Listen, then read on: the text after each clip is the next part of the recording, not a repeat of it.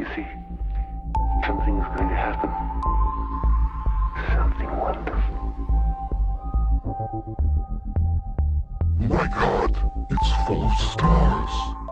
Hey everyone, welcome back to the NY Patriot Show. This week I have my amazing and wonderful Canadian co-host Teresa with me once again.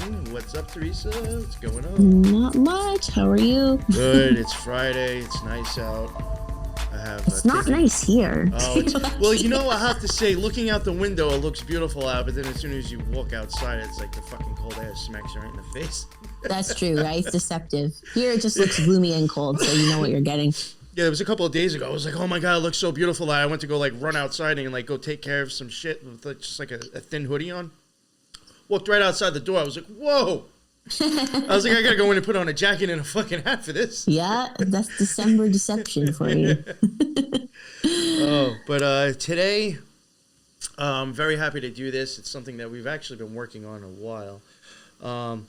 First I would like to add, we are going to be covering some stuff that like from the news and just even stuff to do with the weather in this.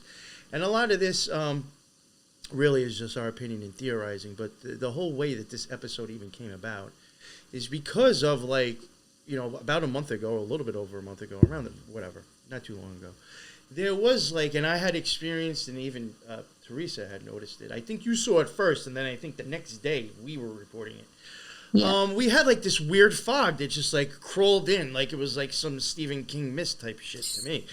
And we just both thought it was really weird. She was like posting pictures and sending me stuff about it, and I was looking at it, I was like, yo, that to me it looks artificial. I'm not saying that that's what it is, but it just seems very weird. And then the next day I'm watching, you know, Spectrum 1, which is like the local news, and I'm like watching them show the stuff on TV too. And I took pictures of my TV that I'll be using. I wasn't trying to download Spectrum 1, the news or whatever, but I got pictures of the TV news, and it was just really weird because I was like, you know, we're getting it too, which makes sense. I mean, we are close to Canada, but just to me, I don't know if it's a conspiracy theorist in me or whatever, but sometimes these things just don't look like the clouds that I remember as a kid. You know, I don't know. Totally. So not Absolutely. To say it was anything nefarious or evil, but who knows? It just seems very weird. So then it started to make us, we did kind of want to cover that, but we're just like, I don't know, like, how long of a show will that be? And I was like, and again, I'm not trying to say that there's definitely a connection between the two, but I had said, you know, this made me think of government experiments. So I was like, maybe we could do a government experiments, and we'll cover this at the beginning because it's what got me into the idea of possibly government experimenting on citizens. Not saying that that's what the fog was, but it's not so far-fetched. No, I know. Right? But that's how this episode, this two-part episode, which I may add, just to be an asshole, I may put part 2 on the spiritual gangsters, so you have to go over there and watch it there. But tricked you. Yeah, no, we're gonna trick you up. But I'm just giving the prefaces and the whole thing of like how this 2-part series even came out. I think today we're gonna go over the fog, and then go over some stuff in Canada and the United States, and then I'm thinking part 2 because of Helen. I will thank Helen from our Element chat. She had asked, was there anything you guys are working on that maybe I could help and send you some info on?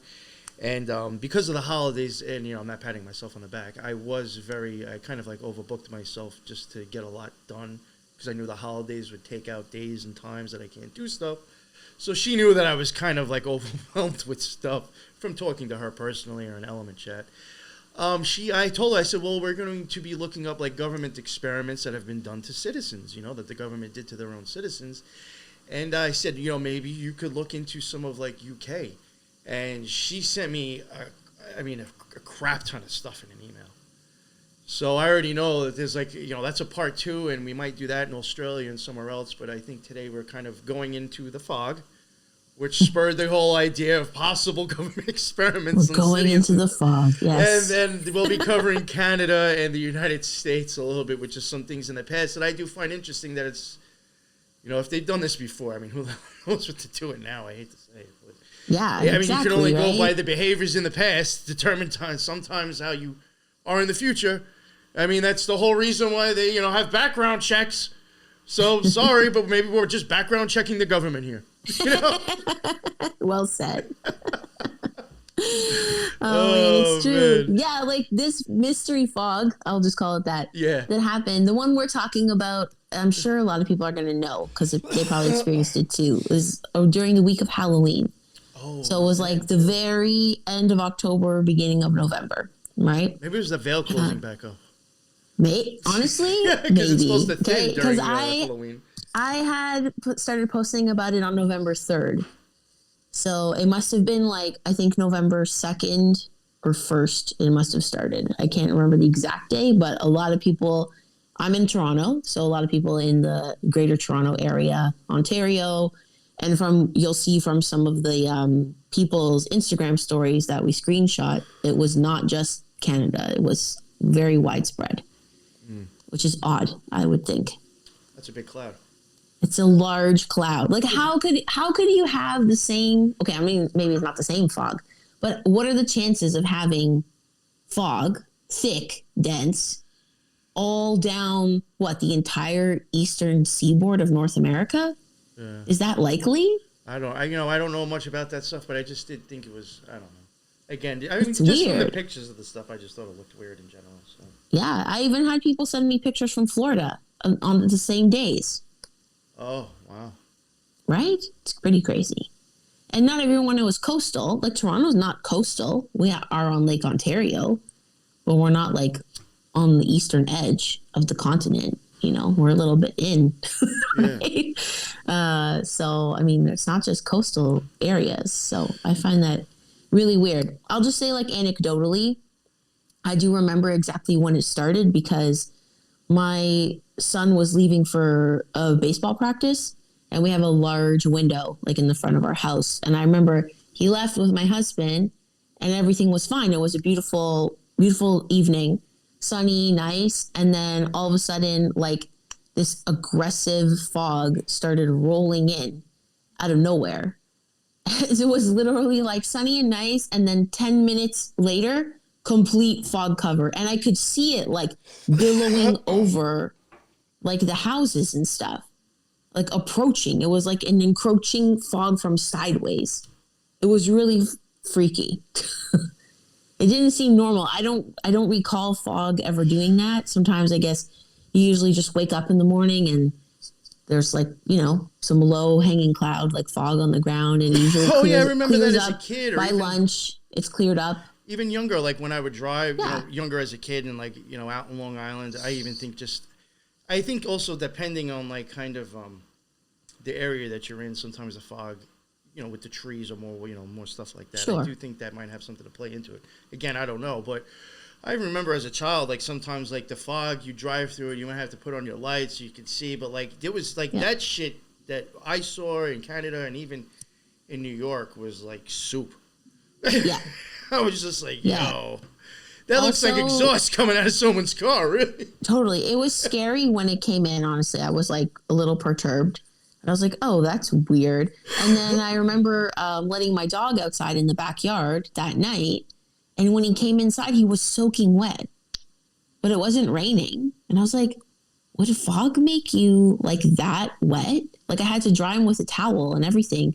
And then, weirdly, later on in the night, I was out in like my family room area and I couldn't find him. I said, where's the dog? He's usually right beside me. He's like my shadow, for God's sakes. And he was in my room in the dark, shaking. Oh, shit. Yeah, and you'll see a screenshot. Someone else said the same thing, that their dog was doing the same thing on that night. That's crazy. So really weird shit. I don't know if it was just fog or another theory, maybe because our atmosphere is so heavily sprayed often with chemtrails. Like that's a fact. It's not a conspiracy theory. Maybe when there is a heavy fog, it's just full of chemicals because that's what's in our air. I don't know. Or did they purposely spray stuff on us that day? Yeah.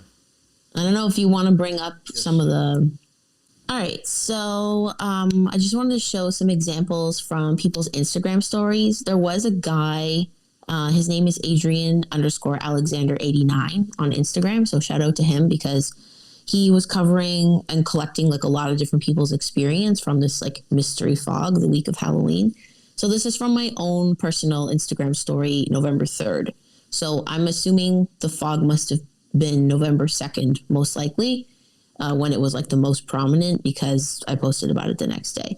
So I said, the following slides, which I posted in my story, are about the recent weather in Ontario and are from Adrian Alexander's stories. Toronto area and more has had an insanely weird fog roll in aggressively. It is 100% not normal. It smells like batteries to me outside, electricity and acid. If patterns are correct, a lot of people will suddenly turn up sick in the next week or two. Another wave or new illness. Ontario education support workers have also declared a strike as of tomorrow, so schools are closed. Again, who wants to bet that the kids out of school coordinates conveniently with this strike and likely increase in illness, and they either don't go back to class or masks will be reinstated upon their return? I hope to God I am dead wrong. So I ended up being kind of right and kind of wrong about that. There was like a education support worker strike happening in Ontario around this time, which resulted in the kids going back to school fairly quickly. So that was good. There has been mask talk about reinstating that in schools around other parts of Ontario, but nothing mandated. So again, that is good. However, a lot of children are sick, like a lot. You know, I was just going to say that, and just thinking about it now, I don't know how it didn't click until now, because you were mentioning that about with you when you were wondering about this whole fog mist thing. You know, having ideas of what it could have been. In New York, or at least on the local news, we've been getting hammered with supposedly this whole RSV thing as well. Yeah. And I didn't actually seem to make the connection that it probably did happen a week or two after this, actually. That's right. They've been hammering us with that and now saying because of that and something else in Corona, everybody better make sure you go get jibbity jabs because with all three of these, you're surely to die. Right, so, surely to be hospitalized or die. But they have been pushing that hard, and now I just realized now, I'm like, wait a second. Yeah, the timing is very convenient. Wow. So, you know, the conspiracy theorist in me had my back up immediately when that fog rolled in. Sure enough, my own kids both had like a mild little thing like that weekend. And then both my kids have had coughs, but my older son has had a terrible cough for now going on over 2 weeks. He missed like 9 days of school, and he's not alone in it. I'm hearing it from parents all over the place. Oh yeah, my child's missed a week of school, 2 weeks of school because of coughing. So it's like, and it's not like he had a fever or anything, just like a croup, dry, nonstop cough, like almost as if he has an irritant in his lungs, and his lungs are trying to get rid of something. You know, so it's really fucked up. And again, just talking with like all kinds of parents in my local area, a lot of them have noticed the same thing. Or when it's a very foggy day, because there were some foggy days after that, but not as much as that one particular week. You know what I'm thinking about now? I don't, you know, it's funny. I should be the one to remember. I don't know if maybe you might remember, but when was it that I had the flu? You know? Oh, I don't want to use that word. Right before your trip. Right? I'm going to edit this out. You know, I'm not going to mention that I went on vacation. Sorry. Yeah, it's all right. I can't remember when it was. Fuck, but I feel like it might have been around the same time, before you left, right? So leading up to Halloween, right? Middle of October? Oh, okay, yeah, all right. So I was sick prior to the fog. It's prior, yeah. Oh, okay. All right, I'll just edit all that out. I'll edit all that out anyway because it doesn't even make a difference now. But I was like, oh, wait, did this happen? I'm like, did I not realize? Right. Well, hey, they spray shit on us all the time. So, like, who the fuck knows, right? Honestly. Yeah. All right, go ahead. I'm sorry. I'll just take No, it's okay. We can go to, like, so, okay, we'll just show some examples from people's stories. So if you're watching, you know, on YouTube, you can see some examples visually of what the heck was going on. So, again, chemtrails in the air normally. So I don't know sometimes when we had these like super foggy days, if there's lung irritants in the air and chemicals, is it just because our atmosphere and air is so saturated with toxic shit already that it's making us sick when there's fog? Or was this like an additional intentional spraying? You know what I'm saying? Yeah. So we can show some people's examples. So that, I think, is just someone from an airplane, right? Or from their condo. Look at the fog in Toronto, and I don't even know how to say that. Mrs.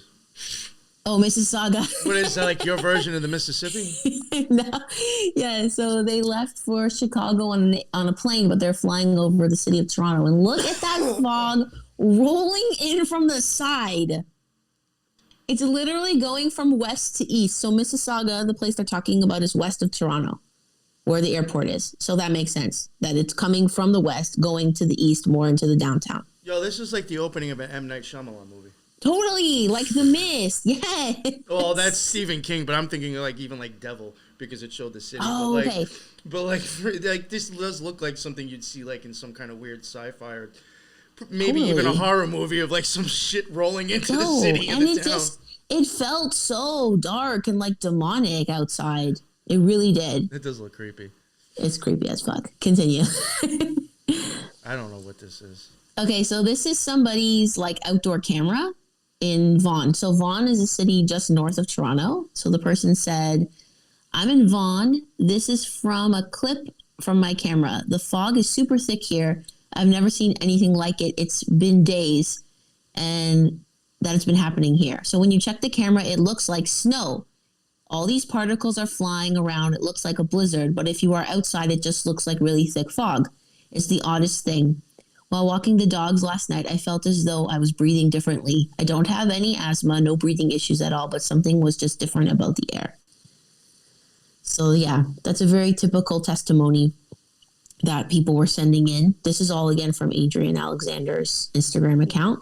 He sort of became the hub. Yeah, and I just would like to even emphasize, and I'm not even really saying this so much for social media platforms, partly because of it, but I just do want to point out that, these are posts from other people going to somebody else. These aren't our posts. I have no idea. For all I know, these could be fake and photoshopped. I don't know. I don't think it is, but I just do want to say, like, I have no way of, this we can't from verify, somebody else. For sure. But okay. I can verify what I saw in New York, and you can verify what you saw in Canada, but totally. So this is drone footage. The person wrote, my neighbor took a drone shot of our neighborhood in Fort Erie. This is not fog. Fort Erie, Ontario is another. That looks like straight up clouds to me. And doesn't it look kind of like chemitrail type of clouds? It looks thick. That's all. Like patterned, Like it's kind of got that like. Oh yeah, like that wave to it. Yeah, that wave. Exactly. I was wearing a do-rag. Nah. Making some waves. Gangster clouds. No. Oh man. All right. So this is someone replying to Adrian's story. They said, I'm in Stouffville and I'm out right now. My tongue is on fire.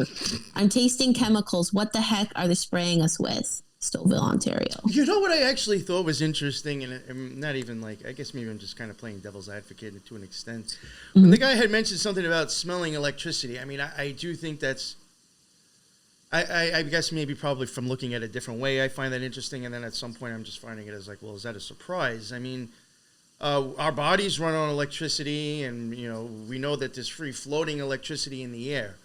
Sure. So is it unusual that there's electricity out there, or is it unusual that something's going on to where you can actually physically smell it now?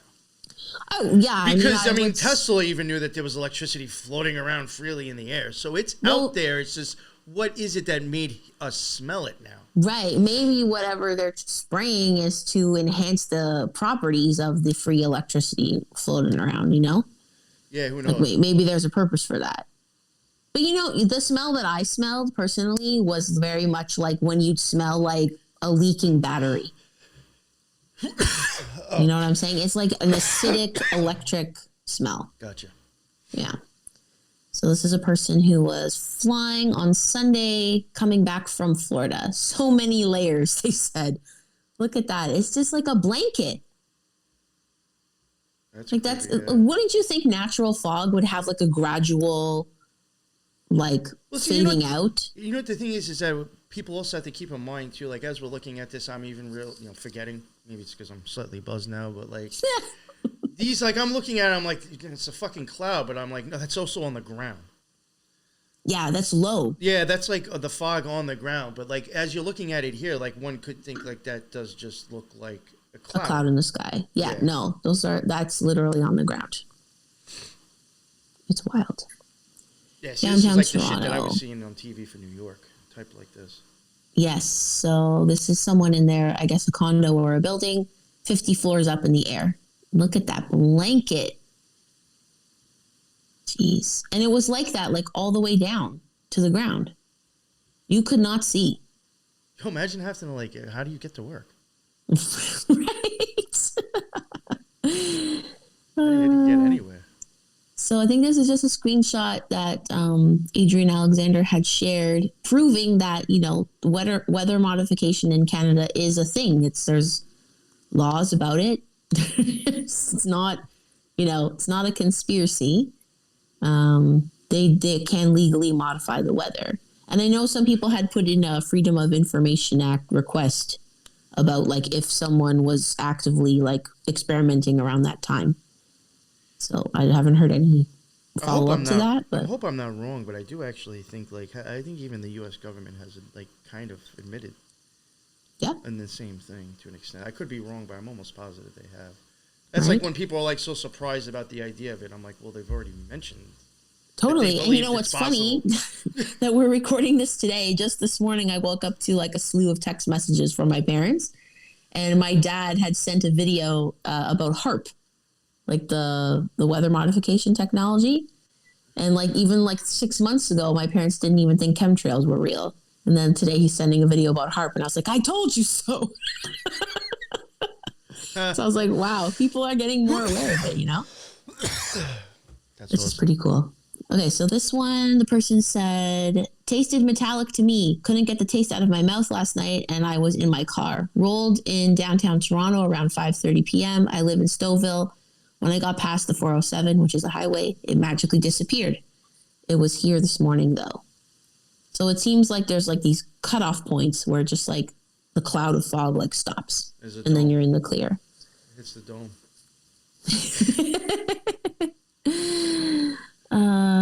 Okay, I also live in Kelowna, and I'd add to this, my son has asthma and is having a very hard time breathing. At times he says it's painful and almost feels like he's gasping. I do have very sensitive skin, but I'm having an almost allergic reactive flare right now, swelling in my eyes, etc. So Kelowna, I'm like an ignorant Torontonian right now. I'm pretty sure Kelowna is in BC. Or is it also in? No, it's BC. Yeah. British Columbia. So that's on the west side of the country. And I did hear some people in like BC and California talking about the fog as well. Oh, so damn. So was it on both ends of the continent, both edges? Right? Yeah. Unless it's something I didn't include, I do think I might actually, thinking about it now, I do think I may actually have some government experiments that were done, on the citizens. They don't even deny it. That were done by, it may have actually had to do with the coastline as well. I could be wrong, though. Oh, or I left it out and I don't have it, but. That's okay. That is interesting to think about the coastlines being specifically targeted, maybe. Mm-hmm. Or just weird stuff happens at these coastlines. Or that. Okay, so another person wrote in about their experience. So my chest has been so tight today and having trouble breathing. Suddenly the fog came out of nowhere today, also in Hamilton. This is fucking wild, man. So Hamilton is a city an hour west of Toronto. So again, that following the west to east would make sense. Weird. Newcastle. This is thicker than a milkshake. This stuff is rolling in thick tonight, leaves a sweet taste in your mouth. Oh. Super, super weird. Never seen anything like this. Newcastle, Ontario. Sweet. It's the laughing gas, right? Sweet taste. Well, okay. So interesting you bring up laughing gas. So not laughing gas. Oh, what's but the shit that knocks you out? What's that stuff they always put in the rags in the movies? Oh, they put it in the rags. For like you're getting like your wisdom teeth out. You're like, or like if some bad guy wants to knock someone out and kidnap them. Yeah, they cover chloroform. Yeah, chloroform. That's what it is. It's a sweet taste of chloroform. Sweet, sweet chloroform. Who the fuck knows, honestly? But it's funny you bring that up because a friend of mine that I was talking with, someone she knows is a biofeedback practitioner. Okay. So biofeedback is like measuring like energetic levels in your body and like your bioenergetic resonance and stuff.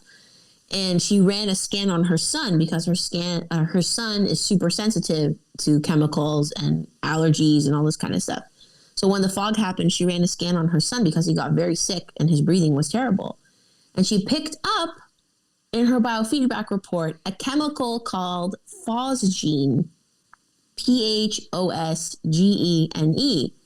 which she thought was super weird. So she looked up the name of it.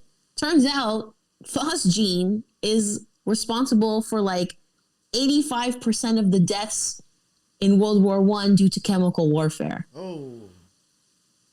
Yeah. So it was a gas used by the Germans in World War I. Did you tell me about this already? I did tell you. All right. Because I was like, shit. I'm like, because I'm thinking in my head, I was like, I know I've heard of this before. I was like, is this in my notes? And I forgot. No, that's okay. Yeah, no, but I'm wondering if maybe that even comes up in my stuff and I just didn't remember. It might, yeah, maybe you have it too. But yeah, so phosgene came up for her, and we just thought it was super weird. Like that's a chemical agent used in warfare in World War I. The Germans used it, but then also was a favorite of the Allies as well. So not just the Germans.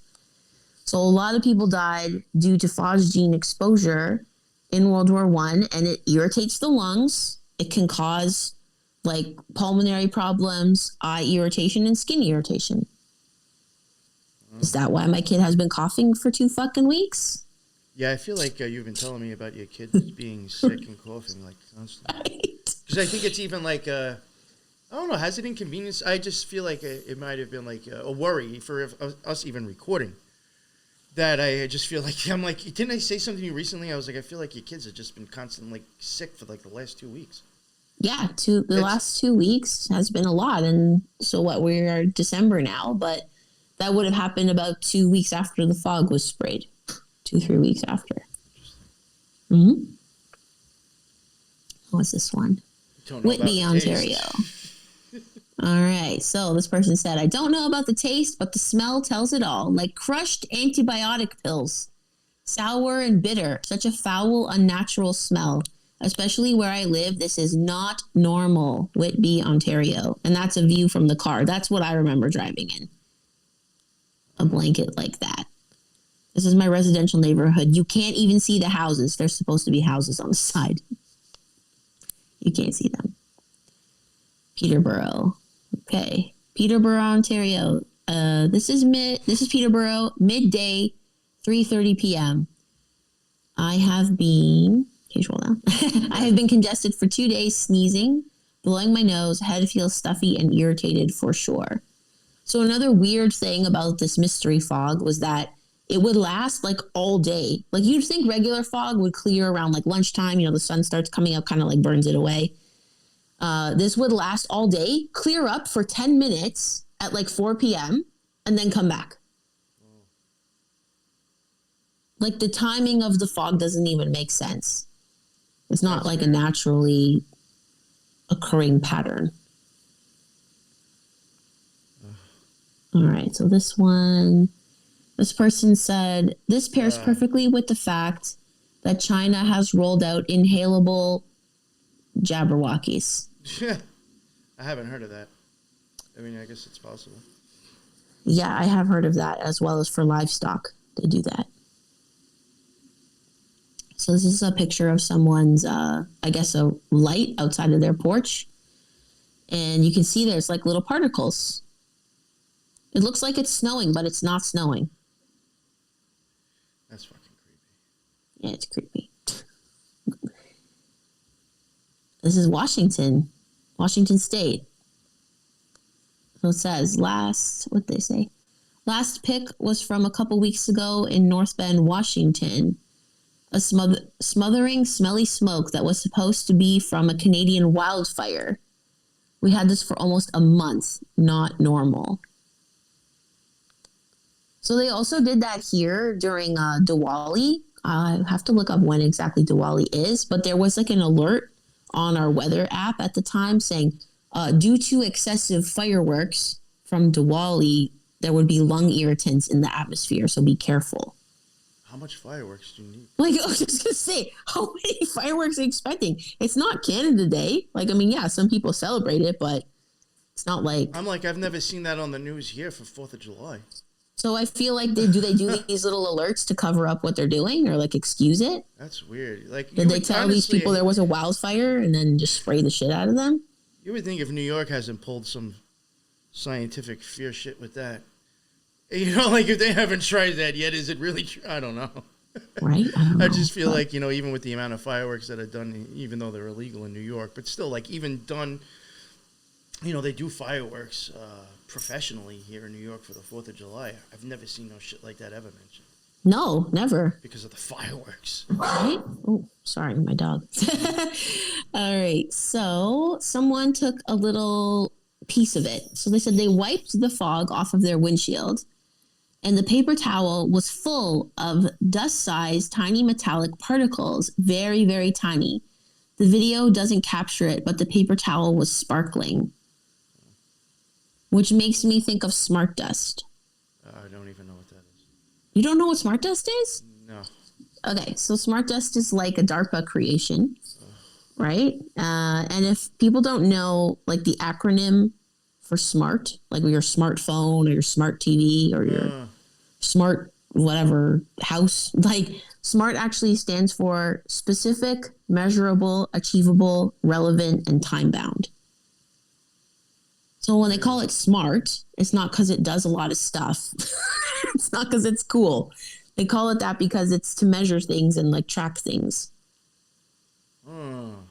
So smart dust probably, I'm going to assume, contains graphene and other toxic elements. So it wouldn't surprise me that they're just trying to blanket, you know, the world in this stuff for whatever functions they want, right?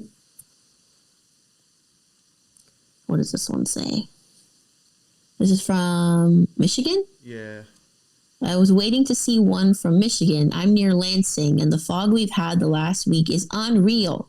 I thought I was getting sick, but it was never full-blown, which is odd. I also work with the public in a chiropractic office, and almost every patient we have had in the office has this weird nasal throat cough thing going on. Okay, Saskatoon, Saskatchewan. So that's in the middle of Canada. Like, it's not close to any coast at all. So it says, Saskatoon here. We have the same thing happening. No, not snow, not fog, not rain. Floating particles. My husband came in first thing in the morning and mentioned it. I didn't even know what he was talking about since I've been inside all day. I showed him your stories, and he said, that's what I was telling you is outside. And now that you mention smell in your stories, I was out with my sister on Halloween, and she said it smelled like spray paint. And I said it smelled like burning rubber or something chemical. I thought it bizarre we were smelling such a bad smell walking in a residential area. Weird. Look at that friggin' wall. It's a wall. It's the ice wall. It's fucking Game of Thrones, man. Yeah, right?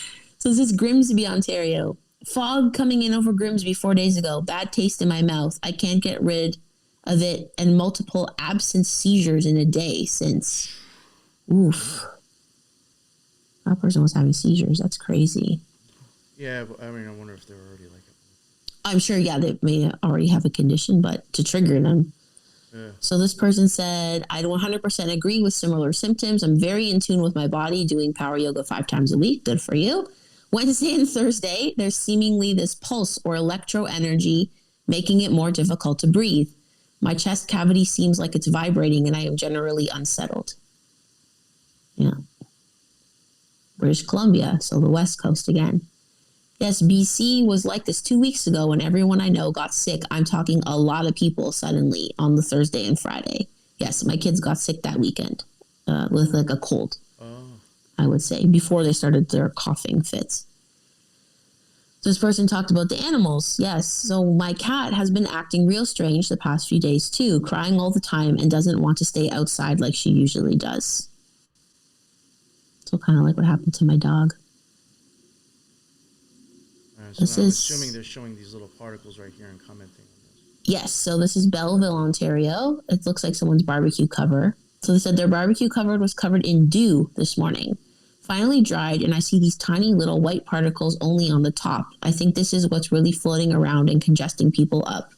They are working on another wave one way or another. Detox people, scary shit. Yeah, my friend showed me a picture of her lawn furniture as well. She had like pillows outside, and it was covered in white. Oh, wow. Yeah. So this is another screenshot from Adrian's stories. Rainmakers.org. This is a company working in conjunction with the UN. They are one of the players in the weather modification business. So technology to mitigate climate change. Interesting. Okay. So this person, talked about their animals. So again, my dog has been acting weird since last night.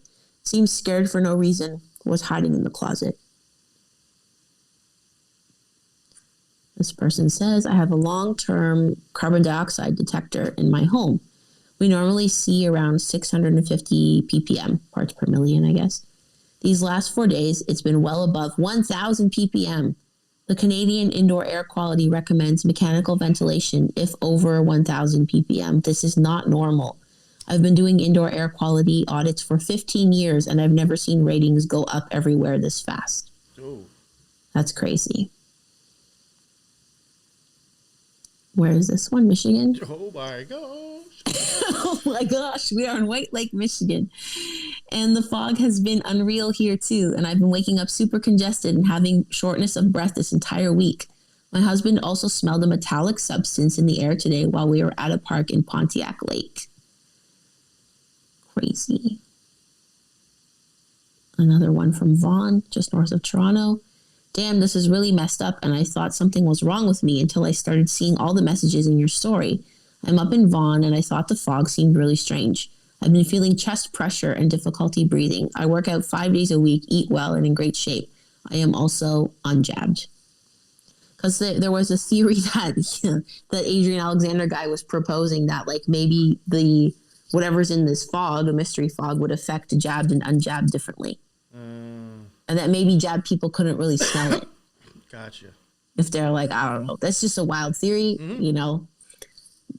I'm saying I agree or disagree. It's possible.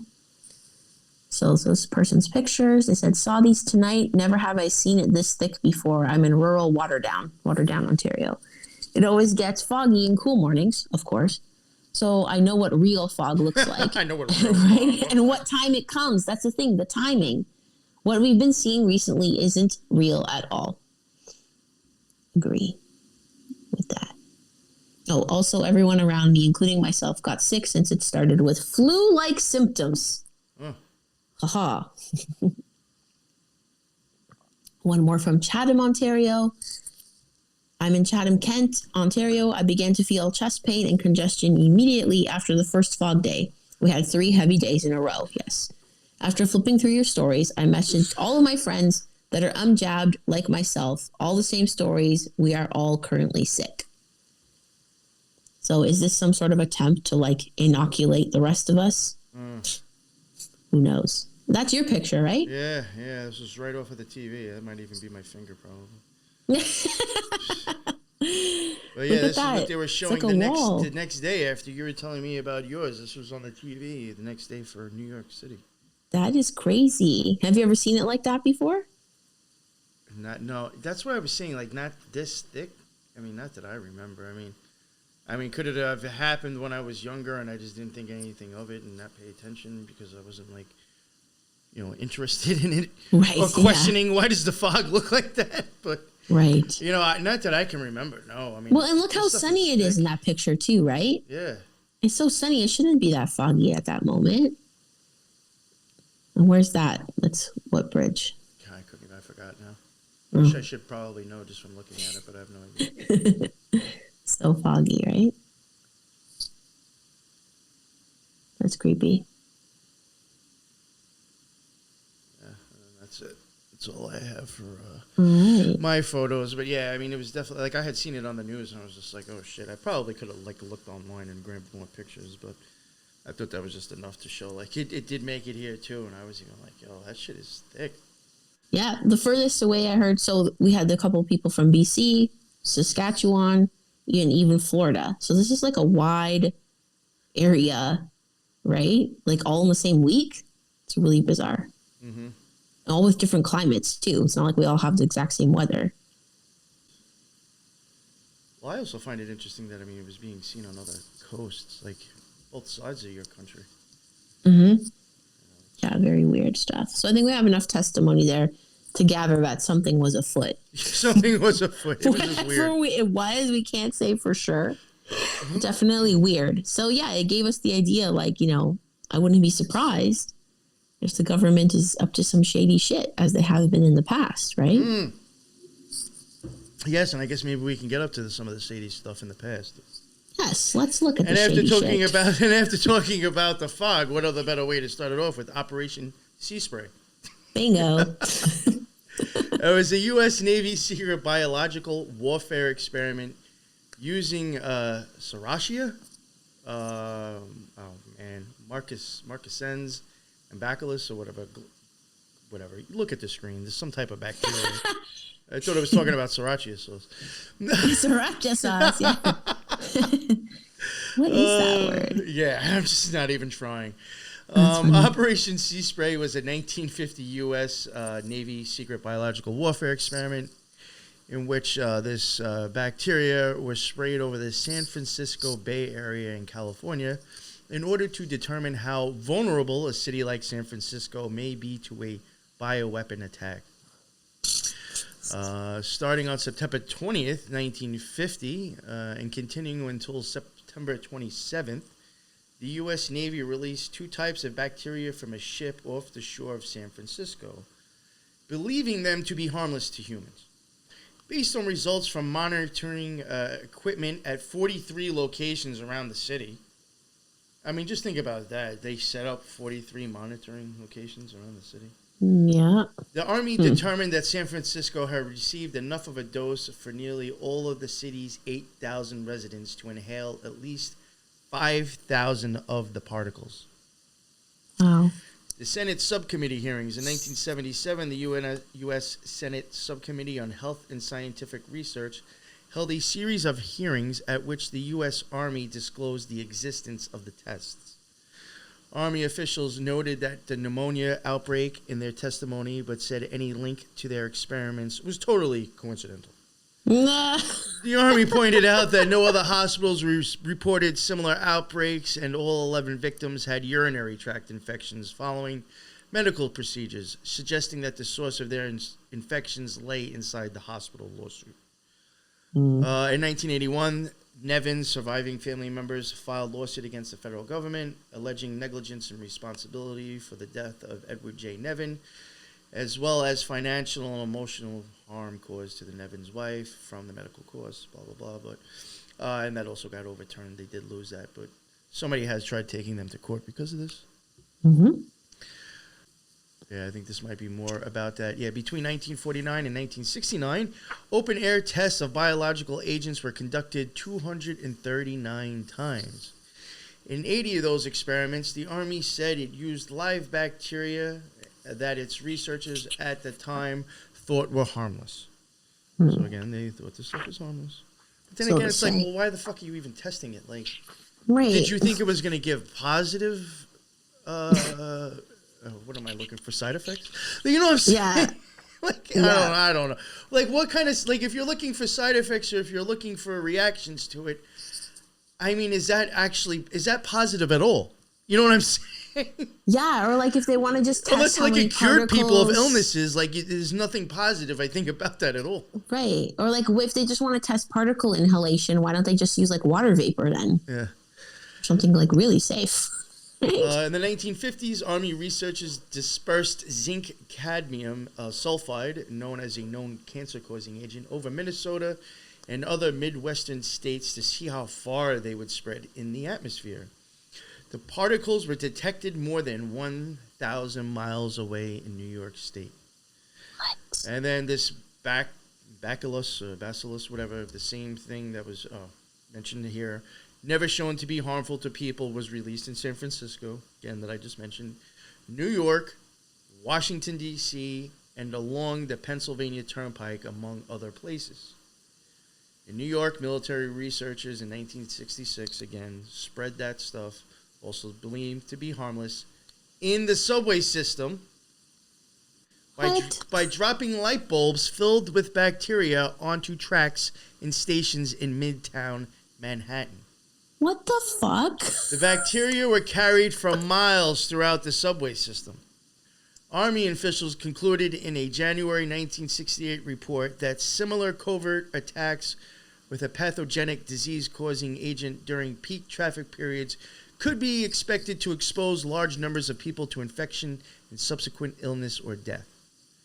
In a May 1965 secret release of that bacillus globigi or whatever, at Washington's National Airport and its Greyhound Lines bus terminal, more than 130 passengers were exposed to the bacteria traveling to 39 cities in 7 states in 2 weeks following the mock attack. What the fuck? What the hell? That's just the subway thing reminds me of like Teenage Mutant Ninja Turtles. Yo, right? Honestly. And of course, there's a rat involved. Master Splinter. Oh man. That, you know what? And you know, even my whole thing, wow, Master Splinter. That really does go more into my whole idea of like when I say that when I use the light bulb, explain, you know, putting the light bulb and then putting a spaghetti strainer over it. When I say that like every man and every woman is a star, like at that point, that's when we're separated from the source and turned into a star. You could say we're splintered away from each other. Right? And star backward would be rats. So, shit. I don't know. Ninja Turtles was telling the truth the whole time. What the fuck? Allegations of biological warfare in the Korean War. Now, again, this is allegations. It's even saying allegations, but I threw this in there anyway. Allegations that the United States military used biological weapons in the Korean War between 1950 in June to July of 1953 were raised by the governments of People's Republic of China, the Soviet Union, and North Korea. The claims were first raised in 1951. The story was covered by the worldwide press and led to highly publicized international investigation in 1952. Secretary of State Dan Acheson and other American and allied government officials denounced the allegations as a hoax. Subsequent scholars are split about the truth of the claims. Until the end of World War II, Japan operated a covert biological and chemical warfare research and development unit called Unit 731 in Harbin, now China. The unit's activities, including human experimentation, were documented by the Khabarovsk war crime trials conducted by the Soviet Union in December of 1949. However, at that time, the U.S. government described the trials as a vicious and unfounded propaganda. It was later revealed that the accusations made against the Japanese military were correct. The U.S. government had taken over the research at the end of the war and had covered up the program. Leaders of the Unit 731 were exempted from war crimes prosecution by the United States and then placed on the payroll of the United States. Come on!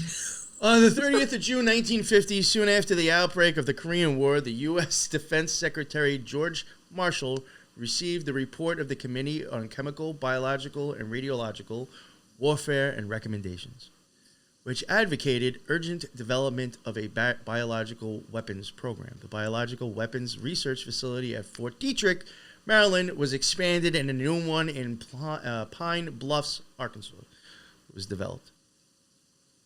So, wow. Yeah, just add some of that in there. The 50s were a jump in time. Jeez. Right? Like, so much happened. Well, you know what, too? And I think, to be totally honest with you, a lot of this stuff probably all flew under the whole guise of World War II.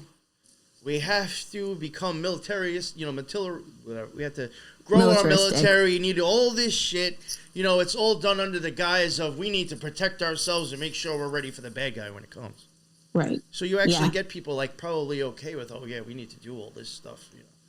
But yeah, I feel like after World War II was even like, yeah, like I think we kind of blew up when it came to even.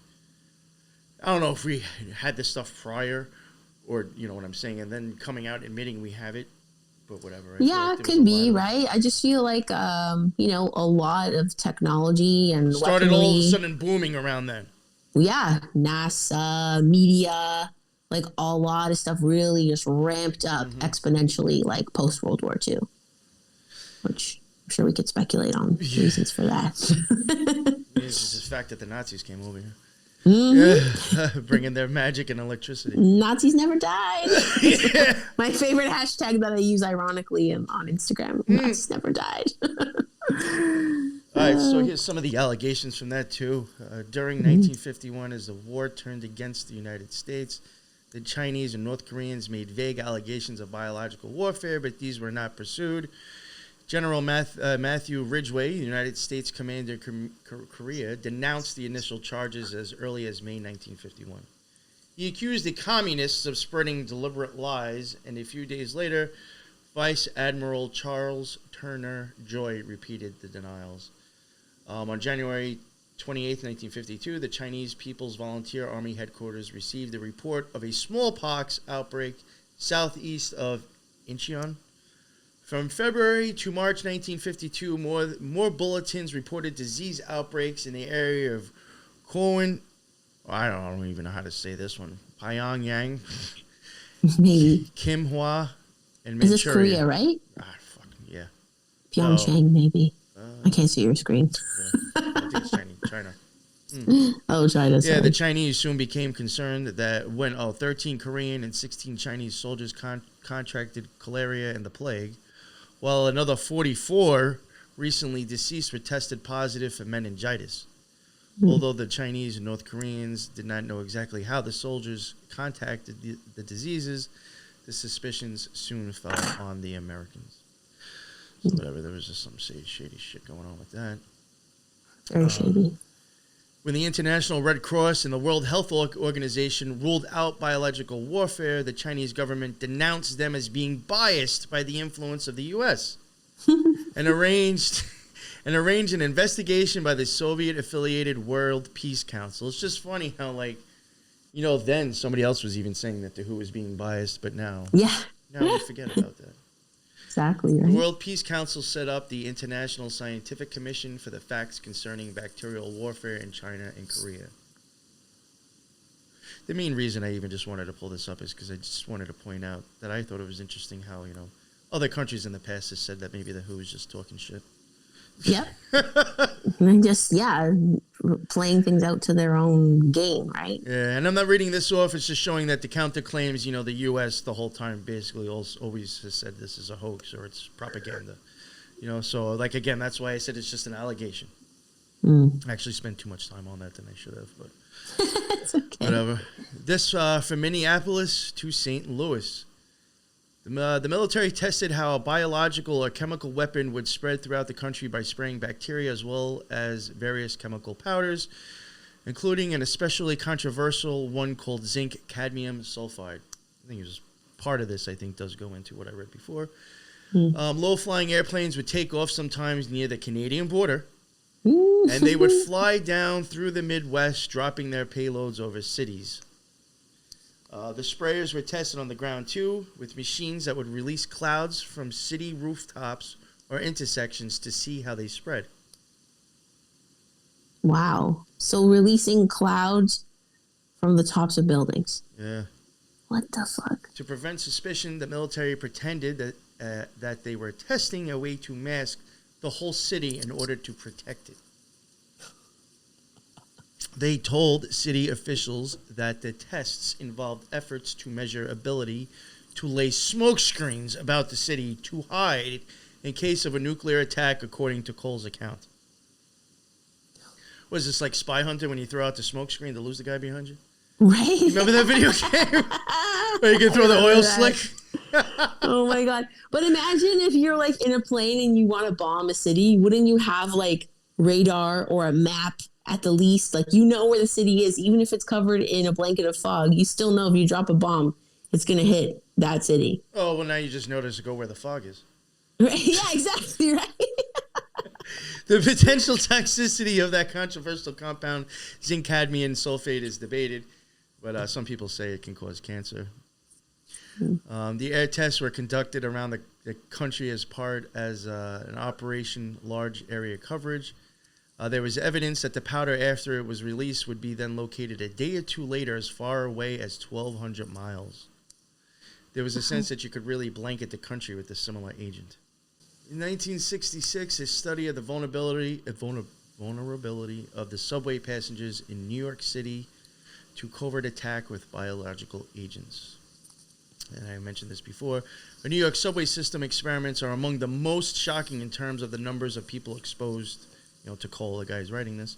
In a field test called A Study of the Vulnerability of Subway Passengers in New York City to Covert Attack with Biological Agents, military officials tried to see how easy it would be to unleash biological weapons using the New York City subway. Again, they would break light bulbs full of bacteria on the tracks to see how they would spread through the city. It's crazy. If you can get trillions of bacteria into a light bulb and throw it on the track as a train pulls into a station, they'll get pulled through the air as the train leaves, which makes sense. Yeah. Even if anybody saw that movie Morbius that came out not too long ago, I even think when the guy's like flying around, he even uses like the train, or I think he might be in front of the train, but like using the air pressure from the machine to actually help him travel. The force, yeah. Yeah, the force. Clouds would engulf people as trains pulled away, but documents say that they brushed their clothing, looked up at the grating apron, and walked on. Nobody was concerned. Wow. In a 1995 Newsday story, reporter Dennis Duggan contacted retired Army scientist Charles Sensini, who had testified about the experiments to a Senate subcommittee in 1975. In his testimony, he explained that one light bulb full of bacteria dropped at 14th Street easily spread the bacteria to at least 58th Street. What? That's 44 fucking streets that shit traveled through the fucking subway system. Wow. That's what. And what is that? And what if that's only that one light bulb? One light bulb. So what do you need, like a dozen, and you just have the whole subway done? Yeah. But he declined to reveal anything to the Newsday reporter. I don't want to get near this, and he said to the guy, I testified because I was told I had to by the people at the Department of Defense. So supposedly this guy's even told he was told to shut up. Mm-hmm. Experiments continued in New York for 6 days, again using that bacillus, known as the Bacillus globigii. A paper from the National Academy of Sciences analyzing military experiments noted that the B.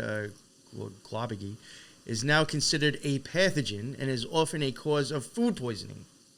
Infections are rarely known to be fatal, the reporter said, though fatal cases have occurred. Mm. Yeah. Wow. Yeah, I think I went back to that one because I had a little bit more than like what I originally had.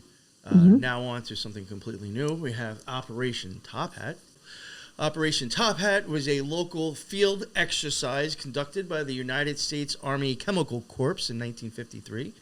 The exercise involved the use of Chemical Corps personnel to test biological and chemical warfare decontamination methods. These personnel were deliberately exposed to these contaminants so as to test decontamination. Background: in 1953, the United States formally adopted guidelines regarding the use of human subjects in chemical, biological, or radio testing and research. The guidelines were adopted per an Army Chief of Staff memo, MM 385, and closely mirrored the Nuremberg Code. These guidelines also required that all research projects involving human subjects receive approval from the Secretary of the Army. The guidelines, however, left a loophole. They did not define what types of experiments and tests required such approval for the Secretary, thus encouraging selective compliance with the guidelines. Oh, wow. Yeah. The tests, the test under the guidelines, 7 research projects involving chemical weapons in human subjects were submitted by the Chemical Corps for Secretary of the Army approval in August of 1953.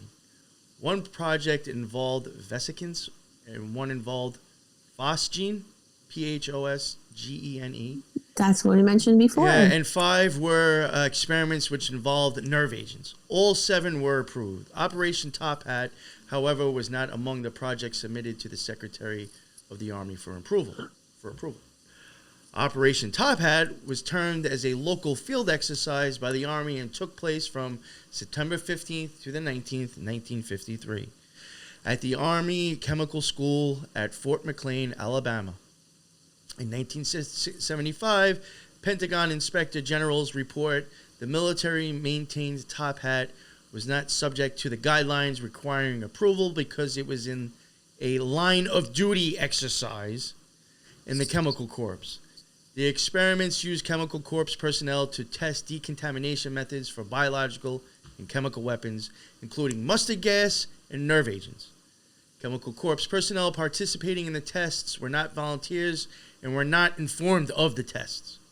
Wow. There seems to be a common theme, a lack of informed consent. Here we have the Holmesburg program. From approximately 1951 to 1974, the Holmesburg prison in Pennsylvania was the site of extensive dermatological research operations using prisoners as subjects. Mm-hmm. Led by Dr. Albert N. Kligman of the University of Pennsylvania, the studies were performed on behalf of Dow Chemical Company, the U.S. Army, and Johnson & Johnson. Oh, wow. Yeah.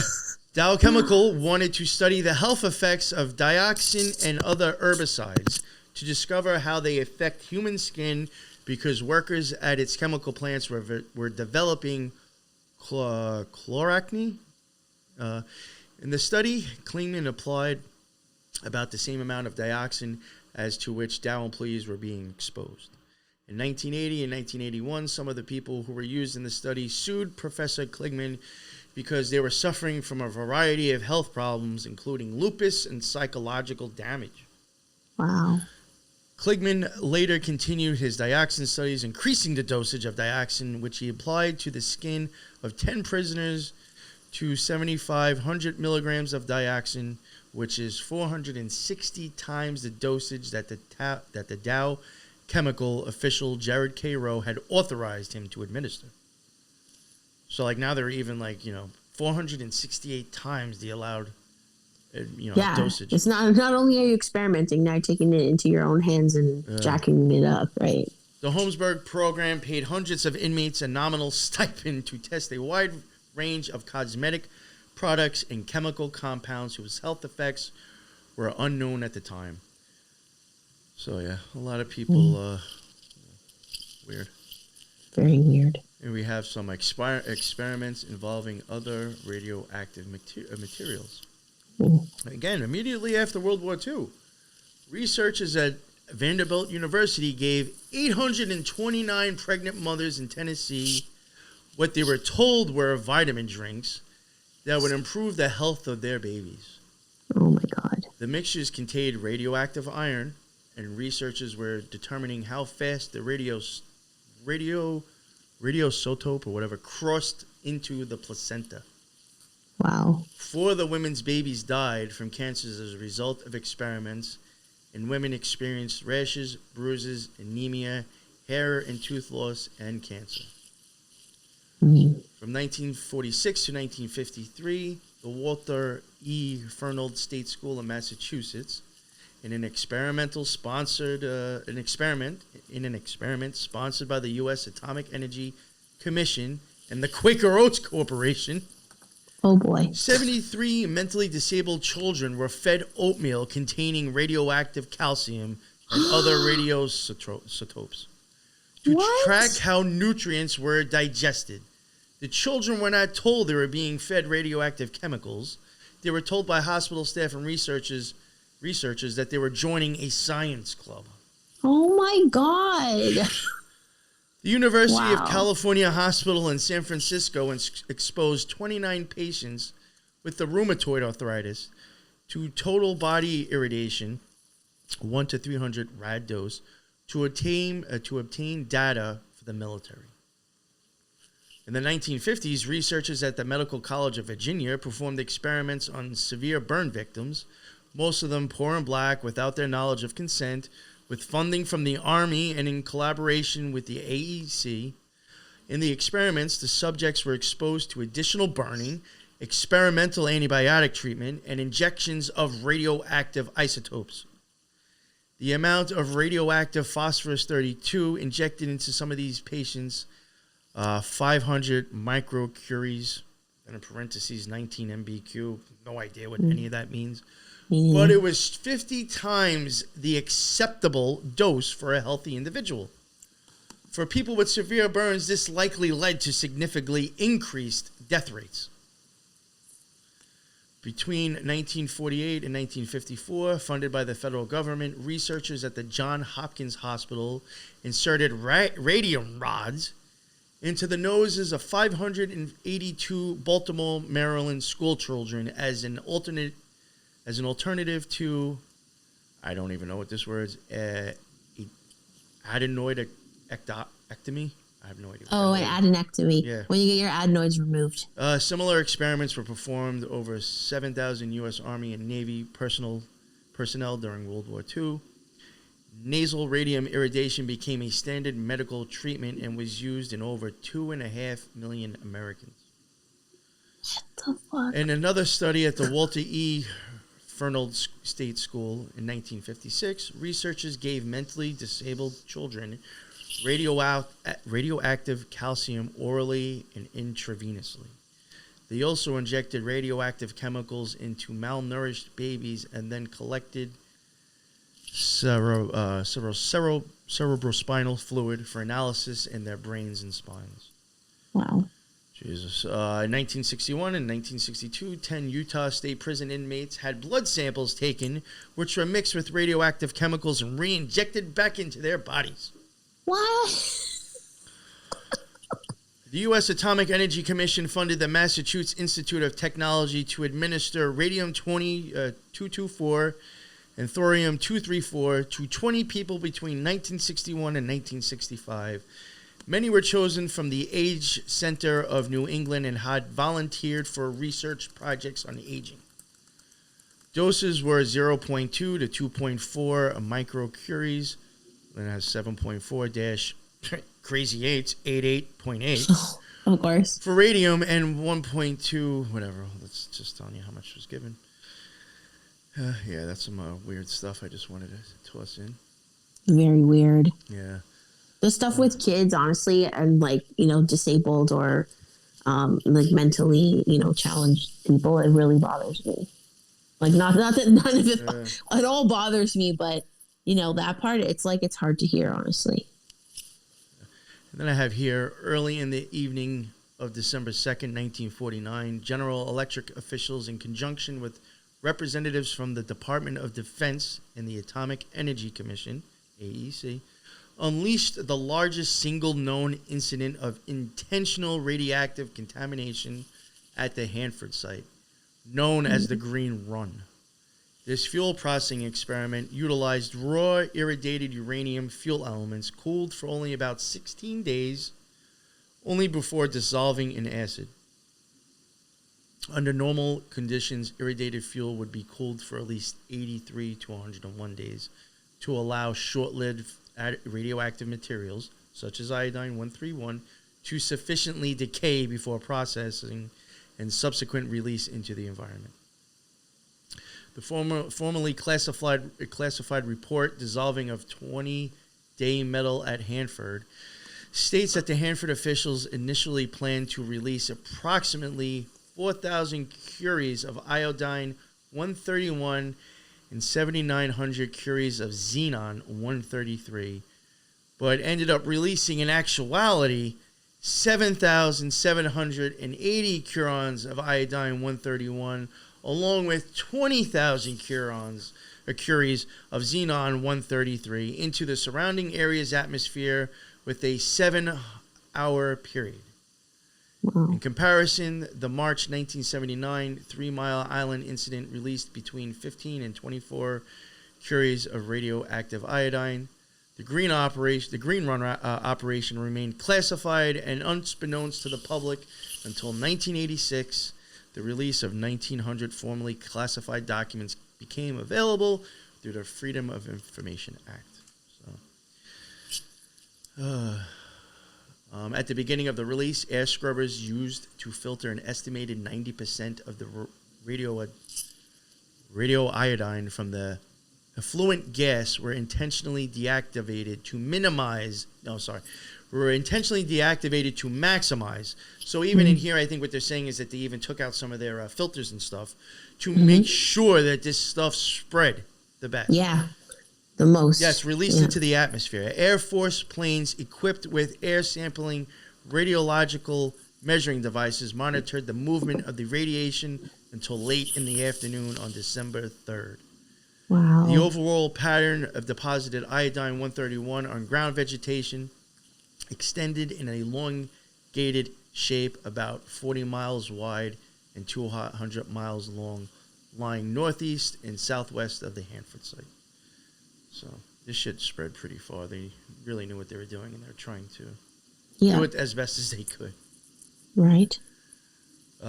Here we have the cloak of concealment about mustard gas exposure experienced by World War II servicemen continue for decades. Whoa. Department of Veteran Affairs, the VA, noted on their website that volunteer soldiers and sailors were participants in Department of War experiments during the war. The experiments were for purposes of testing clothing, skin ointments, and other protective apparatus to determine their efficiency, to see how well they worked in the event of enemy mustard gas attacks. More than 60,000 servicemen were affected, some seriously.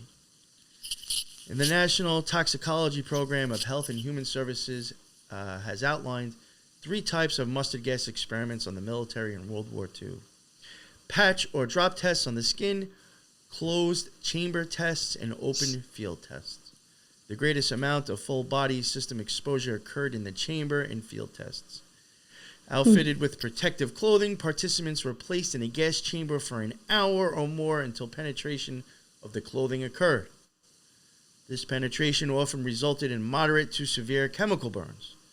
The protocol for the field test consisted of placing men in open ground areas that became saturated with mustard gas. Some wore protective clothing and apparatus, but others were left exposed. Experimentation took place at numerous sites across America. A variety of the tests were performed at arsenals and bases, in Edgewood Arsenal and MD Camp, Sibbert, Alabama, and Bushnell Field, Florida. And Dugway Proving Grounds, Utah. Oh, The Utah. Naval, the Florida and Utah, I find that interesting. That is, it could connect to Mormons, but The Naval Research Laboratory in Washington, D.C., and some universities, including the University of Chicago. One open field test on Puerto Ricans was done outside the United States in remote San Jose Island, Panama Canal Zone. Wow. And I think I left it out, but I will mention it here. I don't know why I left it out. Because I thought it was a real interesting one. You can even look up to, I can't remember the year it happened. It was a while ago. You can look up the Pentagon at one point even went to go test something, and they literally tested it in their own building. What? They pumped this stuff through the air systems on one of the wings of the Pentagon to see how the people would react to whatever they tested. So, the government literally tested it on inside one of their own places. Yep. They put shit through the air vent system in one wing of the Pentagon to test something. I was just like, yo, they even did it to, in their own building. Themselves, yeah. Jeez, these guys are vicious, man. Yeah, right? Oh, ruthless. Yeah. That's crazy. That's a lot. And there's probably more than what you even found. No, right? there was. Yeah, there was. But I just, honestly, I wasn't sure how long you would take, and I didn't want to go on too long. For sure. I did know that they were going to do a part 2, so if there was anything interesting, maybe I would add it in the next one. But I think just for now, Well, yeah, it just gives us an idea that obviously they're not afraid to experiment on us, right? Yes. So all that stuff I happened to come across because of being inspired by this weird fog that rolled. It made me think of Stephen King's The Mist. Yeah, and you know what's funny too? So the fog, the mystery fog we're talking about was beginning of November. And then shortly after, I remember because that Netflix show that I'm obsessed with, 1899, it came out November 17th. Oh, on the 17th, And of course. Oh. on the 17th, yeah. And Well, that's something I got to start looking for, my 17 series. Movies coming out on the 17th. Yes, and the third episode is called The Fog. And that's the episode where people start dying. Well, that would make sense with the number 3 as well. Right? Oh, Yeah, I know. I was just looking it up as you were talking because I'm like, I know there's an episode called The Fog, but I couldn't remember which one or what happens in it specifically. So yeah, there's that. And then also how you were talking about so much like radioactive experiments, right? Like with radiation and isotopes. Also by the same people who made 1899, they also made a series called Dark, which is from like a few years back. Oh, okay. That's how you connected the both. Because I know you were telling me that, because I know Yeah, you but mentioned both something about series. 1899 and then you mentioned Dark, and I was like, I think I tried watching it. I'll have to try it again because I'm really not big into the subtitles, but I got to try it. I know the subtitles are a bit annoying. Honestly, I like subtitles because I can fully like capture the dialogue. Because sometimes the dialogue's so quiet. Is that the voices don't match though either, right? Sometimes, yeah, that's true. That's true. It is Except a for little bit Money annoying. Heist, which I thoroughly enjoyed for some reason. I guess maybe I dealt with it for that show because I really like that show. But a lot of times when I find something on Netflix like that, I don't know. Maybe it's because it's like I have to pay attention and I can't be doing this. Both the shows are dubbed in English, so you have the audio too, but the subtitles are there, which I find helpful. But I bring up Dark as well, but made by the same people as 1899, because the whole thing takes place in a small German town that has a nuclear power plant. And all like the weird stuff that happens because of the radiation in their tunnels. They can like time travel in 33-year cycles backwards or forwards. 33 years? Yeah, man. I'm telling you need to watch the show and we need to cover it. It's pretty intense. But I just found it weird that, we've got fog and radiation in those two shows made by the same people. So interesting. That could be part 3. Yeah. It's a whole other I might thing. have to actually try to check that out. Now I have those two, and I'm keep being told I got to watch OA. Yeah. Yes. Liza told me about that. Yeah. I've she been told having me to people watch tell that me one. that probably after like 6 months of podcasting, when somebody actually wanted to talk to me. After that, when somebody actually finally hit me up and actually was listening to my shit, I've been told since then, like, you have to check out OA, and I have just not. Like, I know for at least a year I've been being told that. Yeah, So- that was the first time someone told me to watch it, so I was like, all right, I'll have to check it out. But yeah, so Canadian government does some shady shit as well. Yeah. So we can go into that a little bit. I just thought of a few examples. I'm sure there's more, but some big ones that stuck out to me going along the lines of the chemical warfare. I don't know if a lot of people know this, but there's a small town about 2 hours from Toronto called Elmira, Ontario, and they actually manufactured Agent Orange there for the Vietnam War. Yeah, really weird. Yeah, and interestingly, when I was looking it up, I found that there was a film made in 2020 called Toxic Time Bomb, which goes into like the whole thing. I was trying to be able to watch it, but I couldn't access it online just from what I found. But So maybe now- on like BitChute or Rumble, it's on there. Who knows? But They were making it in Canada, but for who though to use in Vietnam? for the U.S. government. Okay, all right. Yeah. So apparently, August 10th is Which is Agent funny. Orange It's like, what's Day. the matter? You don't want to make that here? Right? Yeah. So it's like, oh, we'll just let the lowly Canadians make this toxic shit for us. You guys can poison yourselves, and we go spray it on the Vietnamese. 50 years from now, when everybody's dying or the crops don't grow there anymore, maybe they'll forget that we asked Well, them to do this this. is the problem, right? So apparently, like August 10th is Agent Orange Day. I did not know that because that's the day that the United States sprayed the aerial spray first in Vietnam. So it is an herbicide, like you were mentioning, like experimenting with herbicides and whatnot. So from 1961 to 71, 75 million liters of Agent Orange herbicide were sprayed on approximately 12% of South and Central Vietnam, and also on neighboring islands like Laos, Cambodia, and Thailand. So the damage it does, nearly 5 million people were affected by the spraying during the war, And children are still, to this day, being born with birth defects linked to the herbicides. Wow. So that's a long time. Today in Vietnam, more than 100,000 children are the third and fourth generations of victims. Sadly, a lot of the Agent Orange used in Vietnam was produced in Canada, and the legacy of its production still haunts us today. So that film, Toxic Time Bomb, if anyone can find it, details this. But the agent was made by Uniroyal Canada in Elmira, which is a small farming community just outside Waterloo. More people might know where Waterloo is because there's a university there. So even into late 1989, 17 years, after production had already stopped, Elmira was obliged to shut down its water supply because of the discovery of high levels of dangerous chemicals in their aquifer that flows under the town.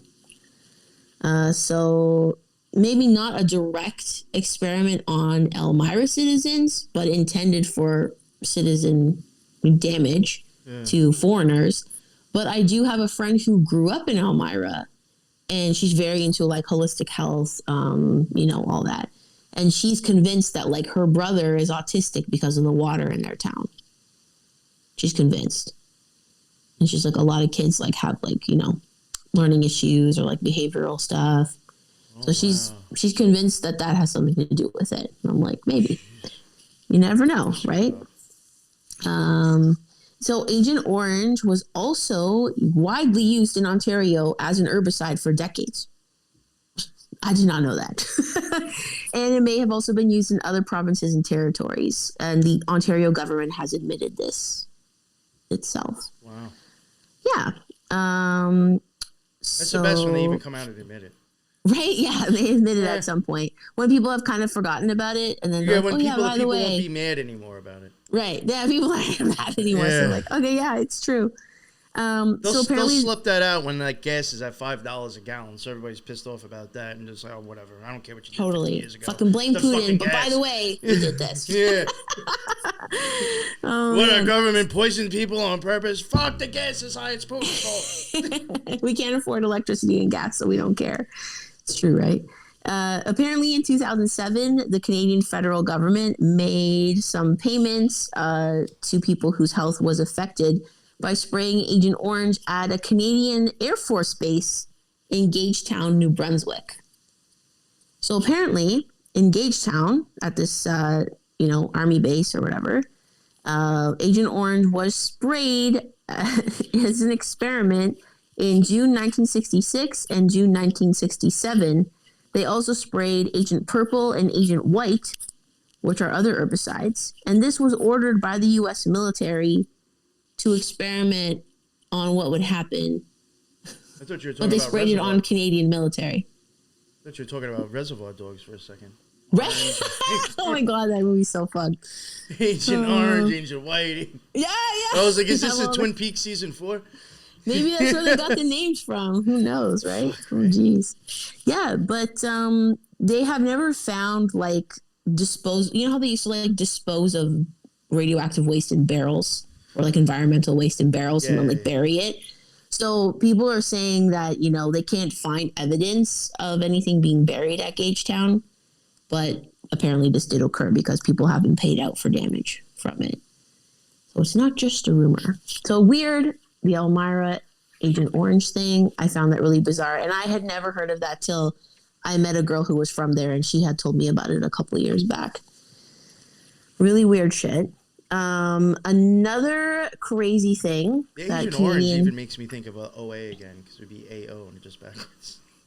Well, and orange is, I believe, one of the colors associated with Freemasonry because it's the only color word that reduces to 33 in gematria. Oh. Something like that. That's what I've heard. So I'm sure some people are probably familiar with abuses against the Indigenous peoples of Canada by our lovely federal government, a lot of which occurred under our current Prime Minister Trudeau's father, Pierre Elliott Trudeau. A lot of that occurred under him and still continues today. But a big thing that happened, and you could classify the whole system as an experiment, was the residential school system. So that was when indigenous children were put in these like boarding schools because they often live in very remote reserve areas, not easily accessible for teachers or like logistically, it was hard to send them to school. So they set up under the guise of educating children these residential schools, in part with the Catholic Church and other Christian churches, to educate Native children. But it was admitted much later by the government that it was to remove them from their indigenous roots, remove their language heritage and like their cultural heritage. So they become, like whiteified, I guess, Canadianized, I suppose. And to kind of like train the native out of them. That sounds terrible, Well, but this it's even true. sounds like, honestly, like even like, like lockstep ways of like, Mhm. to tiptoe, to change people, you got to change the family and religion, and you'll start changing. Totally. Yeah. Yeah. So apparently, the residential school thing is a huge topic all on its own.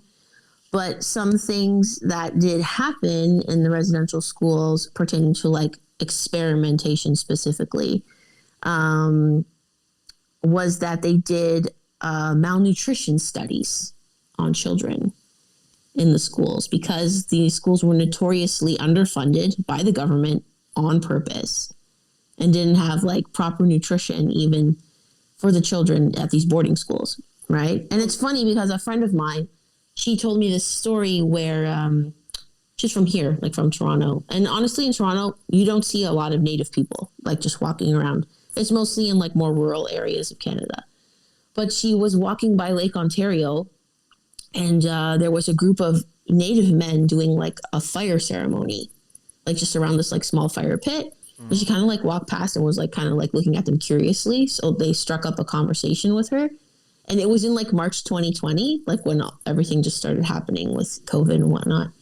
And they told her, they're like, the government is doing what they did to us. Now they're going to do it to everyone. And that's what they told her back then. And she was like, she didn't like really fully understand like what they were talking about yet, Yeah. But it's just like got goosebumps, like thinking back to that story. Pretty fucked up. So, so the First Nation nutrition experiments, they were called. They were run by Health Canada from 1942 to 1952, and they were conducted on 1,300 Native people, 1,000 of which were children. So deaths did occur in this program, and they're considered part of the genocide of the Indigenous people by the Government of Canada. They occurred in nutrient-poor communities and included 6 residential schools in Alberta, Ontario, Nova Scotia, and BC, and also in a small community in northern Manitoba. So the Government of Canada was aware of the malnourishment in its residential schools and granted approval for the execution of nutritional experiments on children. It is now known that the primary cause of malnutrition in the schools was a direct cause of underfunding from the Canadian government. And interestingly enough, the experiments done on these children didn't provide a conclusion anyway, and no knowledge was gained from this other than, BS, malnutrition causes death. Yeah. Great. Like we needed a study for that. I even mentioned before they tested stuff on malnutrition kids too, right? Yeah, It's like you were mentioning that. They take advantage of like people in like screwed up situations too. Absolutely, yeah. So these experiments were conducted when I said in 42 to 52, but not brought to light in public till 2013 by the research of a food historian. His name is Dr. Ian Mosby. So really weird, honestly, because I went to high school, university here. We didn't learn any of this in school. There's no mention. Maybe we mentioned residential schools like briefly in like grade 10 history in like a paragraph. And that's it. I think children start to learn more about this now. I see it even in my kids' curriculum, but we really don't know what the fuck was going on back then. It occurred in these rural communities, and they were led by Dr. Percy Moore and Dr. Frederick Tisdale. The research was sponsored by Indian Affairs, the Millbank Memorial Fund, the Royal Canadian Air Force, and the Hudson's Bay Company. which is like a huge department store Yeah, I in was going to Canada. say, I've actually heard of that. Yeah, it's a big department store here. Why would a store be funding that? But okay. So apparently the initial goal of the survey was to investigate sustenance patterns and nutritional states of the indigenous people in these communities by administering physical examinations, blood tests, and x-rays. So lo and behold, they found that there was grave malnutrition and people were in need of medical attention but did not receive it. Amazing. They noticed that, this led to more tuberculosis deaths in amongst like the Cree Nation, for example, compared to the non-indigenous populations. And there were, widespread malnutrition from the 1940s onwards. Sorry, what was I going to say? I lost my spot here. You're all right. Sorry, just edit this out after. My bad. No, it's all right. Happens to me all the time. I just want to see where I should pick up from. Oh, in orange, I was looking it up. It's 183, 360, and 60. But I don't know, like, it could be 33, maybe running it a different way. I mean, I know there's plenty of ways of checking it within gematria, but... I'm just going by what I heard, honestly. Yeah. I've never done it myself. I think I heard of Susan talks about it sometimes. Yeah. Okay, I'll pick up from here. Ready? Uh-huh. Okay. So other experiments with indigenous children included deliberate withholding of milk rations to less than half the recommended amount for 2 years, providing some children with vitamins, iodine, and iron supplements, but not others, the suppression of vitamin B1 levels in students, and one school did not provide any supplements to kids at all in order to establish a baseline against which to compare the other results. Some children were provided nutritional supplements such as riboflavin, thiamine, and ascorbic acid. Some not at all. And of course, no one knew who was getting, like the children didn't know who was getting what, nor their parents, of course. A lot of children admitted later on as adults to stealing food elsewhere because they were so starved. They would literally run for miles to steal food from farms, even go to the dump and take rotting food and eat it. Yeah. And one person gave their testimony saying that their little sister would just cry when it was mealtime at the residential school because the food was so disgusting. They even fed them some mix of flour, but it was had toxic shit in it, and it just tasted so bad. The kids just cried; they didn't even want to eat it. Oh man, that's horrible. Just terrible. Yeah. So in 2008, this thing called the Truth and Reconciliation Commission was established. So that's supposed to investigate these atrocities against the indigenous people, especially the children in the residential school system. And it provided a space for people to give their testimony. Even the Pope had come, and recently, I think this year, he came to apologize on behalf of the Catholic Church for their role in the residential school system. Very interesting. Yeah. But I think because of the commission, what's he apologizing for? Yeah, no, their role. Okay, what was your role in that? Well, that they were the ones, the educators, but then also, of course, there was numerous sexual abuses and physical abuses detailed by a lot of the survivors of the school system. So not just nutritional abuses. Yes, and that has, caused generations of trauma among the indigenous peoples of Canada and in their culture. It's torn families apart. Many children have died. It's terrible, honestly. And we truly don't learn about any of it in school. I think because now of the Truth and Reconciliation Commission, kids will start learning about it a bit more. Even my son, who's in grade 5, he knows about it a little bit. And I had never heard of it, till as an adult. So that's, I guess, good, exposing it for what it is. So the last experiment I wanted to touch on in Canadian history is MK Ultra, everyone's favorite conspiracy topic. And of course, I'm sure a lot of people listening are already familiar with what it is, so I won't go into it in huge detail, but just to talk about it a little bit, We don't not only have the chemical attacks, physical food attacks, now we have attacks on the mind, right? So these were called the Montreal experiments. So in the 1950s, the U.S. and Canada became more interested in mind control after the Korean War because North Korea, China, and the Soviet Union all used mind control techniques and drugs on American prisoners of war, and they felt that they needed to like catch up in this area. So they had a series of experiments initially aimed to treat schizophrenia through what's called depatterning, which is basically erasing someone's memory and bringing them back to a childlike state in order to then build their personality back up through a process called psychic driving. Yeah. So basically, a lot of the patients would be forced to listen to repeated audio messages while given paralytic drugs, so they couldn't move, for up to 16 hours a day. Oh, fuck. Yeah. It's like Clockwork Orange shit right there. Yeah, absolutely, right? Yeah, so they had drug-induced sleep, electroconvulsive therapy for up to at 75 times the normal intensity. Very intense, I'm sure, extremely painful. That seems to go hand in hand with experiments. Besides taking advantage of people like overly doing what's the recommended dosage or allowed. Right. It's like you have this mad scientist who's just like, more.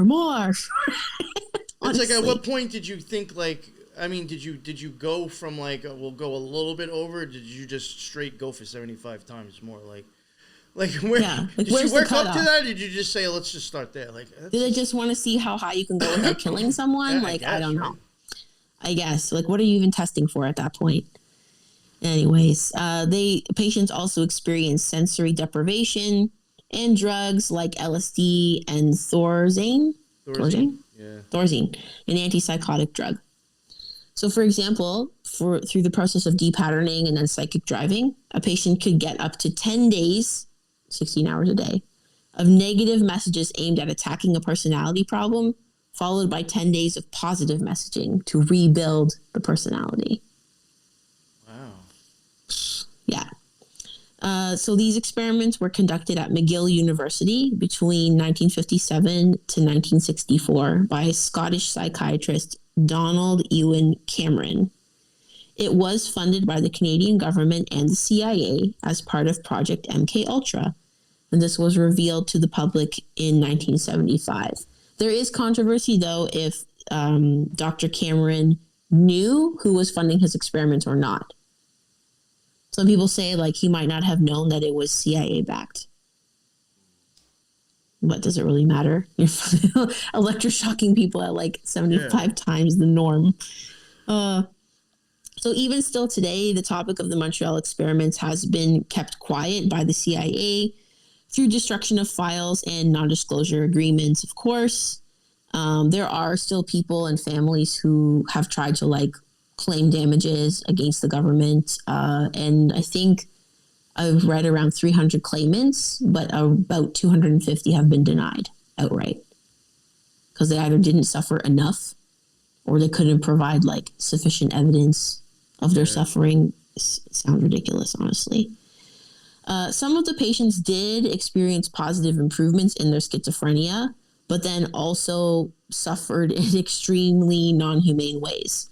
A lot of patients also developed retrograde amnesia, so they couldn't remember anything prior to the experiments. And well, I mean, I would actually think that might go along with actually wiping someone's brain. Totally. They shouldn't Absolutely. remember what they did before. Right. So maybe the experiment was a big success. Yeah, then, right? I mean, going by what you were just saying before, that sounds like would be a side effect of it going correct, right? Right, but then not being able to rebuild it properly would be a problem, right? Oh, yeah, to the person that they experimented on, to them, this is all just information and figuring out how to make it better. Absolutely. Like people were in some cases so impaired that they couldn't even like take care of themselves anymore. Like basic stuff. They ended up like the guy at the end of One Flew Over the Cuckoo's Nest. They end up like Jack Nicholson. Yeah, sort of like a vegetable. Fried out. Kind of, right? Yeah, fried out. And then what happens? The Indian escapes. So maybe this has something to do with Canada. Oh, shit! Look at that. It's the indigenous people's story. Oh, my God. That's such a good connection. crap. Honestly, that's wild. Yeah, so it's obviously had lasting effects on patients and families. And this was actually the topic of the 1968 movie called The Sleep Room. Was these experiments? So I have not seen that movie. But I have heard of it. But I've heard of it, yes. And of course, similar methods were used by others to refine torture techniques. So some great therapeutics there. I wonder if like the stuff that they did at Waco, if that would be considered like MK Ultra torture techniques.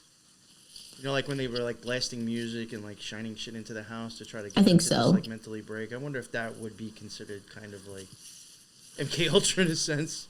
He's trying to psychologically break them down into submission. I think so. Yeah, absolutely. I think it's probably, they might have taken that information and then applied the electromagnetic stuff to media like TV, phones, or like microwaves. any, like I just using Waco as an example. I know they have done stuff like that to other situations, but that's just a prime example. Yeah. Well, I think, we even talked about that, I think, a long time ago on the Spiritual Gangsters with, like, Jamie. We talked about, like, narcissism and, like, developing, like, personalities through, in like, mass society. And, like, forming, like, public opinion and thought through, like, trauma on TV. And fear is, like, a big source of trauma. Right? So I wonder, if they take the findings that they have in these experiments, right? And they study, like the human behavioral reactions to it. And then they can apply that on like a mass scale. And not even saying, I even think that like not even saying, again, this is if everything we've been told is true. Even in the last 2 years, if nothing, I don't know how to say this the right way, but if that shit was actually real, just by the way society had acted to that, you could easily consider that like experiment to where there was a lot of information to study on how humans act during a crisis like that. Totally. You know what I'm saying? Like, even if that was real, I'm sure that handed a lot of fucking smart people in power ideas of how humans react to shit. Absolutely. Well, I think that's, what 9/11 was largely about and the last few years has been about. And yeah, absolutely. Yeah. Definitely. But yeah, that's all I got for Canada so far. I'm sure there's way more. Yeah. Oh, yeah, I'm sure there is. It's just, how long we were going to make this. I think it's almost going on to, unfortunately, we had, technical issues. I think we're close to about 2 hours by now. I think so. Yeah, because this is like 2 recordings. I think the first we got into like 14 minutes and then it's shut off. I'm like, okay, she just dropped out.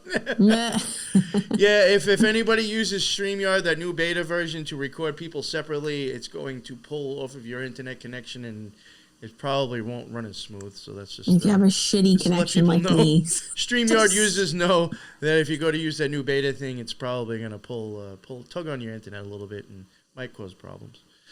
Yep. But yeah, so that's the end of this one. I think we did good enough, and I think that was very interesting. It's again, not saying that that's what happened with the fog, but that is how all of that came together. The whole idea of the fog and just something weird with that to begin with, then just gave us the idea of possible government experiments, and started looking into the past and seeing how what could we find out about that. Found it interesting. And again, it's probably stuff from the past that maybe people don't know. So I was like, fucking cover it. It's informational to me. I thought it was kind of interesting. Yeah. Gives me a reference point to maybe the future. Exactly. We clearly can see your history. They're not afraid to pull super shady shit. Yeah. Background check failed, government. Yeah. You failed. Yes. Yeah. That's the best way to put it. You failed your background check. Thank you so much, Teresa, for covering that with me, and I look forward to doing the next one with you. Would you like to let everybody know your show that I co-host with you? Yeah, so our other show is called The Spiritual Gangsters. It's like more, not lighthearted than this one, but Oh, no. Well, actually, some shit can get actually really serious on that show. Sometimes it is very serious, yeah. It's very personal to people's experiences and stories, but then we sort of always tie it back to, conspiracy stuff. The conspiracy and the bigger picture. I actually have an episode coming out really soon. I don't know when this is going to drop, but If it hasn't already dropped yet, look out for the episode that I just recorded with my girl Melanie, because we do talk about Canadian healthcare malpractice. So another, kind of experimental shit on citizens. Canada, not such a great country, perhaps. So anyways, look out for that. It's really interesting what happened to her and her grandmother. So keep an eye out for it. And there's lots of great conversations on all different kinds of topics on there. So please check it out. Sure. Yeah. YouTube and all the major podcast platforms. Yes. Oh, and we do also want to mention that sometimes I think it's going to be, unfortunately, I wasn't there. I was having technical issues yesterday, too.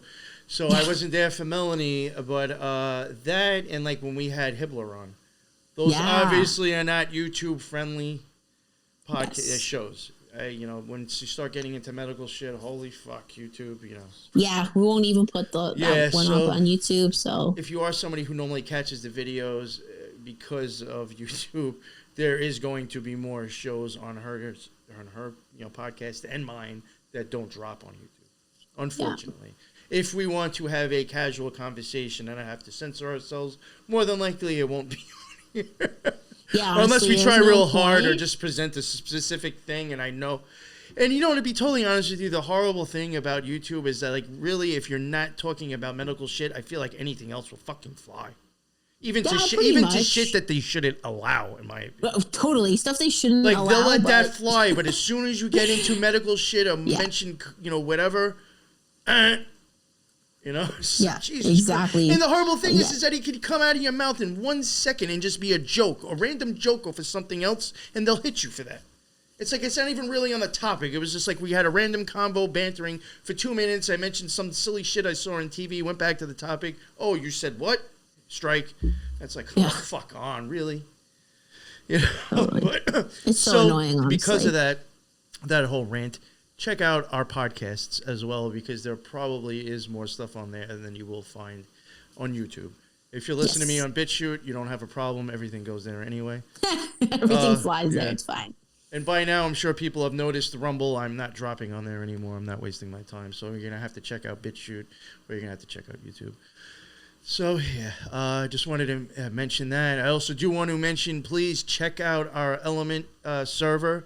My show is in there, the Occult Rejects. We have the Horrible Janet, other shows. Teresa's show is in there. It's a huge, huge platform with a bunch of different rooms, tons of different topics.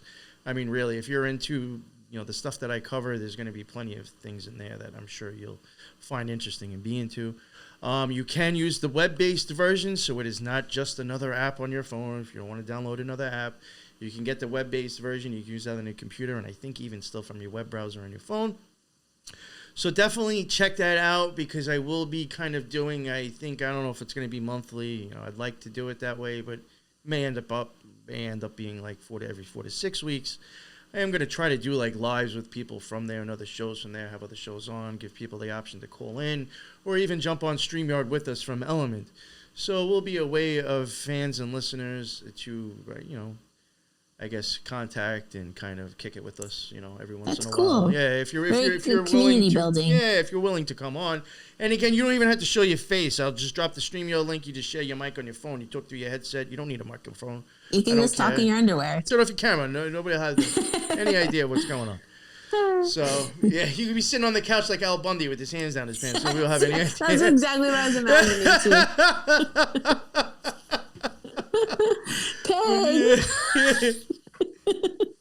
So, it's just, and it's fun. And the other shows that I've talked about and mentioned it too, they thought it was a cool idea. So it'll be nice just to even it'll probably be like a cool round table with topic themes at least. So, that's awesome. Yeah. So definitely check all that stuff out. Check out all the links in the bottom. I'm done running my mouth. So check out all our stuff. Everything's in the bottom. And until the next one, everybody be well.